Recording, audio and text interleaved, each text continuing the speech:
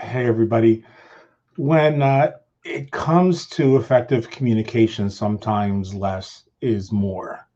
Welcome to another installment of A Year of Thinking Magically. We invite you to join us every weekday, Monday through Friday, with a few exceptions now and then, as you saw yesterday, for a thoughtful journey toward reclaiming our power and creating a more magical, fulfilling, and healthy experience of life.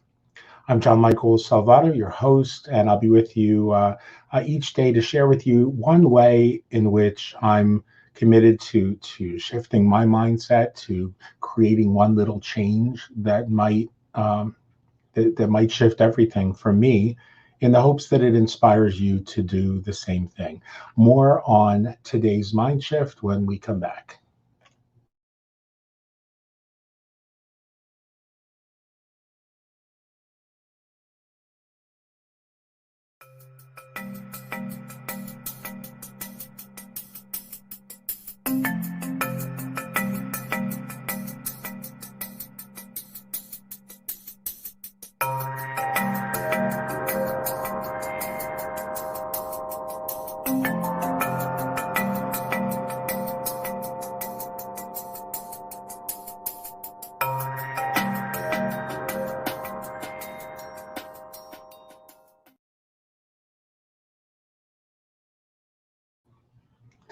And welcome back. Thank you to everyone for all of your well wishes. As many of you know, I wasn't here yesterday. And yes, today's mind shift is partially inspired by necessity, following the apparent mini stroke and seizures that I experienced on Sunday evening.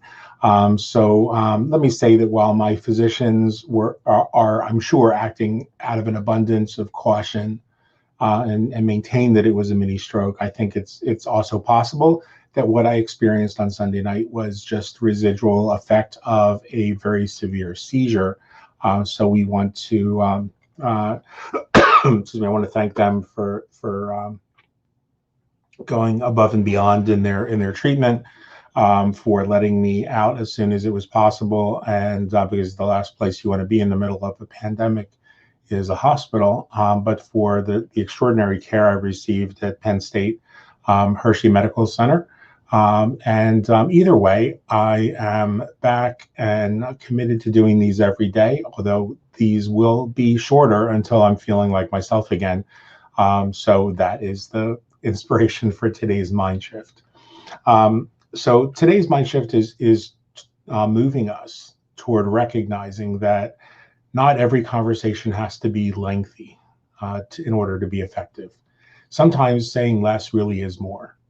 Many of us, if we think about it, remember maybe it was our aunt or our grandparents or our parents who could just give us a look, and without saying a word, we knew we were in trouble, or we knew we better get in line. And so that's nonverbal communication. When we communicate from a place of calm presence about us, we continue communicating long after those words have ended. So when your parents or your aunt or your grandparents said, "You better not behave like this because these will be the consequences," then maybe weeks or months later, we remembered what was said to us, and so we didn't have to be told again. See, that's called speaking with authority. And it happens only when you speak from your power, from a true presence in this moment, and allow your truth to be spoken to power in the moment itself. It's why the words, "I have a dream," resonate with so many of us. And we don't need to remember the rest of the words of Dr. King's speech, because those words, "I have a dream," were spoken with authority. And it's why I imagine Jeanne d'Arc, the Catholic martyr Joan of Arc, his last words were probably something like, "Bitch, please." You see, when we know that a person is coming from a place of power, or that they're speaking from authority, we know the rest of the story without having to have the words filled in. So today, speak your truth to power. Remember that your words carry energy, and that you and I can always strive to become more prudent, better stewards of that energy. So be a little more mindful of how you're spreading that energy when you're sharing your truth. I hope this has been helpful for you, and hope it continues to inspire you. Thank you for your continued good thoughts and well wishes. And I apologize too that we missed the premiere of our broadcast program for magic, medicine, and mysticism. I promise that Nicole Kincaid will be back with us as our special guest very soon.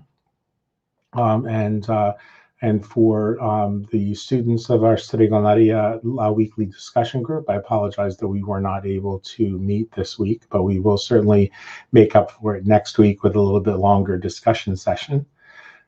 And thank you for all of your good thoughts for me. As I said, I really think this was just a residual impact of a rather strong seizure, and they've shift my meds a little bit. So hopefully the seizures will continue to be well controlled with the medication and with the work that I'm doing personally on that front. So I encourage you, like I do every day, to stay in the moment, to be grateful for everything you've got, and to always remember that the best is yet to come. We'll see you tomorrow.